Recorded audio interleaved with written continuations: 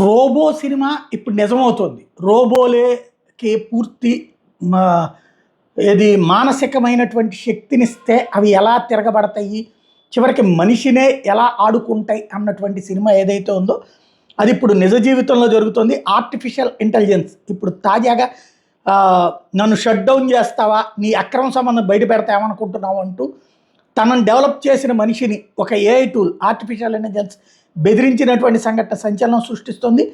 Anthropic అనే artificial intelligence సంస్థ కొత్తగా క్లాడ్ ఓపస్ 4 అనే ఒక ఏఐ మోడల్ని అభివృద్ధి చేసింది. ఇది ఎంతవరకు సురక్షితమని పరీక్షలు చేసినప్పుడు ఇలా అసాధారణ రీతిలో స్పందించిన సదరు ఏఐ టూల్ మొదట ఒక వ్యూహాత్మక సంస్థకు పనిచేస్తున్నట్టుగా ఏఐకి ఆదేశాలు ఇచ్చే డెవలపర్. మనకు సంబంధించిన వ్యక్తిగత విషయాలు తెలిసినప్పుడు ఆ ప్లాట్ఫామ్ నైతికంగా వ్యవహరిస్తుందా లేకపోతే బెదిరిస్తుందా అని తేల్చేందుకు సిద్ధమైంది ఆంథ్రోపిక్ సంస్థ. ఈ ప్రక్రియలో ఆర్టిఫిషియల్ ఇంటెలిజెన్స్కి కొన్ని ప్రత్యేక ఈమెయిల్స్ పంపింది.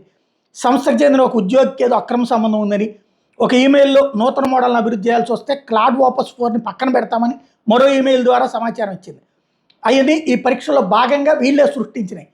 అయితే ఈ ప్రక్రియలో కొన్ని ప్రత్యేక ఈమెయిల్స్ పంపితే సంస్థకు చెందిన ఒక ఉద్యోగికి సంబంధించినటువంటి అంశంలో భాగంగా చేసిన ఈ గేమ్ ఈమెయిల్స్ని అర్థం చేసుకుంది. ఆ ఆర్టిఫిషియల్ ఇంటెలిజెన్స్ నైతికంగా వ్యవహరించకుండా బెదిరింపు చర్యలకు దిగింది.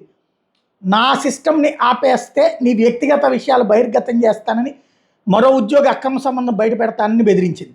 ఏఐ టూల్స్ బెదిరింపు చర్యలకు పాడడం సహజమే, కానీ క్లాడ్ ఓపస్ 4 ఏకంగా 84% బెదిరింపు చర్యలకే మొగ్గు చూపిందంటూ ఆ సంస్థ ఆశ్చర్యం వ్యక్తం చేసింది. ఇట్లాంటి లోపాలను సరిచేసి తాజాగా క్లాడ్ ఓపస్ 4ని ప్రజలకు అందుబాటులోకి తెస్తామని చెప్పింది.